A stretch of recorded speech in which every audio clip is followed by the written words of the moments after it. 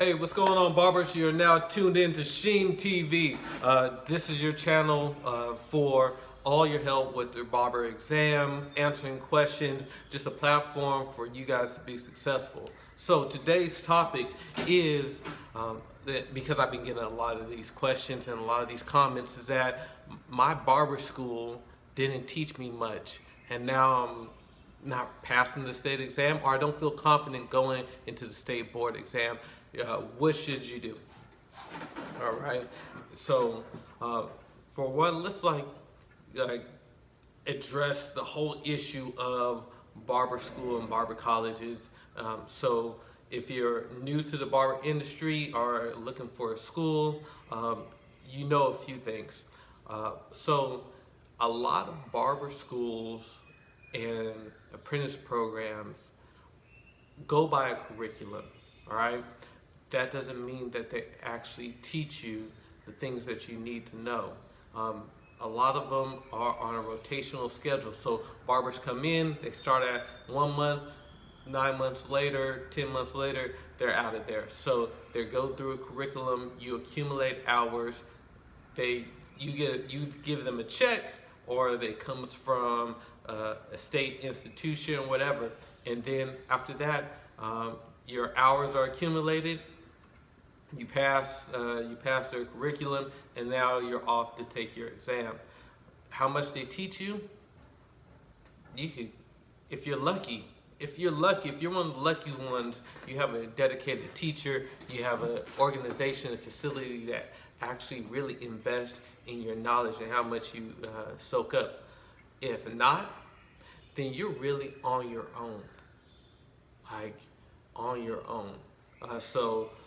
All your book work, all the things that you need to know, you're gonna have to break down those chapters for yourself. See, a lot of times we get out of school and we take the exam and we're like, wow, we didn't learn none of this shit. And so now you're scrambling trying to find ways, to pass or just to go on with the next step of your career. So, the education in this industry definitely could use some improvement. And for those schools and people that are in those schools that are doing a great job, those are the schools that we need to be highlighting and sharing with one another, because there's so many schools out there that are not doing it. Even schools that are out there that are not even accredited.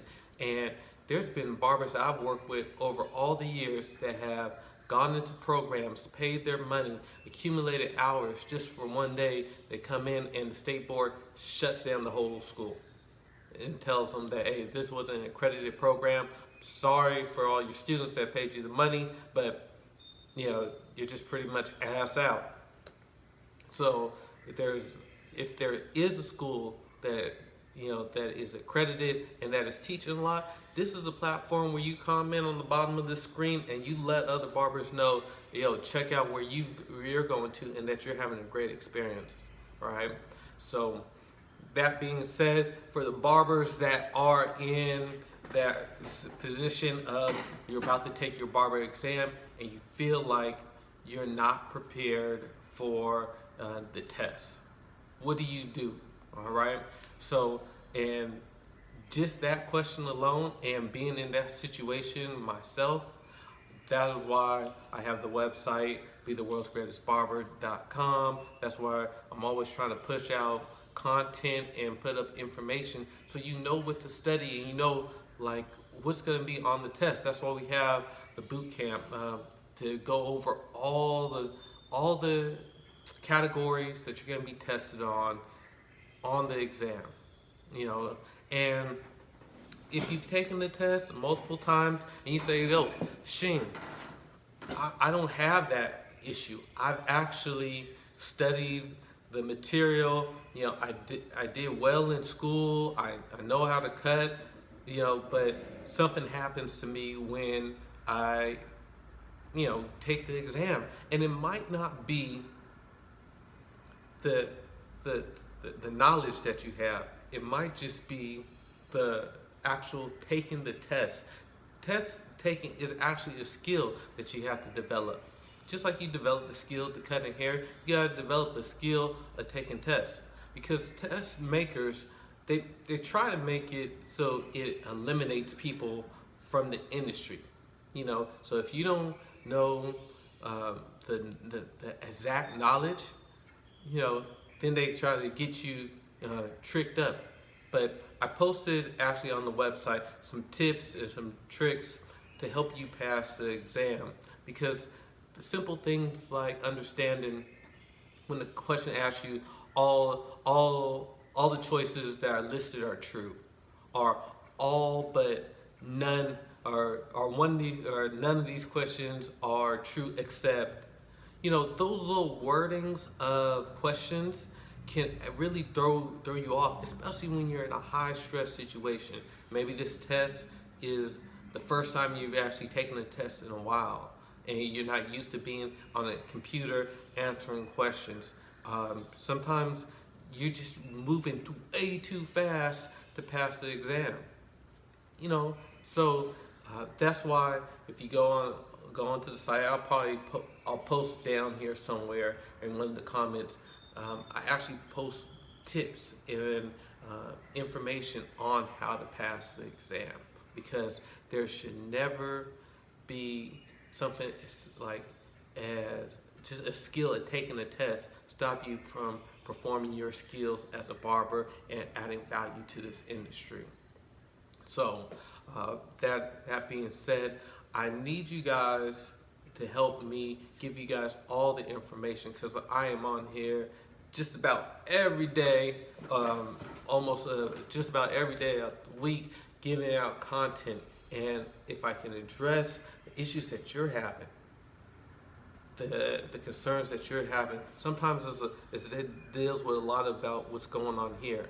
You've taken the test before, and now your confidence is shot, or you're a little bit embarrassed about what it takes to actually be to pass the exam, because the guys in the shop are talking shit. Your people might be talking shit. Everybody around you is giving you flack because you didn't pass this test the first time. But you know what? Your persistence, your vision that you're holding true to, is gonna endure. And watch. And really, if you're in that experience, because I've had students come to me and saying that barbers are talking shit about them because they didn't pass their exam. Let me tell you something, all right? So, whenever somebody has to talk shit about you, as you're pursuing your goals, your dreams, all the everything that you're doing, and they have to talk shit about you to make themselves feel good, that's just an indication of how out of alignment they are with themselves, right? Because somebody that knows themselves and knows the challenges of being a barber, they know how blessed they are to have to be in their position. They don't talk shit about you. They want to lift you up. They want to help you get to that next level. People that are insecure, that are not happy with themselves, they always have to talk shit, because that's all they got going on inside of them. And their energy doesn't have to be your energy. But what happens over time, we're usually really resistant at first. Somebody says something, we know it's not true, and so we could just dismiss it, right? But then we keep on hearing it, right? And all it takes is for a thought to gain momentum. It's 17 seconds for another thought to come after that. So what happens is we hear people talking shit, and then we entertain it. We entertain it way too long, and then that thought creates another thought. And then eventually we start saying to ourselves, well, maybe there's some validity to it, right? And as soon as you start thinking that it might be valid, then what happens, you start seeing other things around your environment, seeing other reasons why that what they said is actually true. And when that shit is not true at all.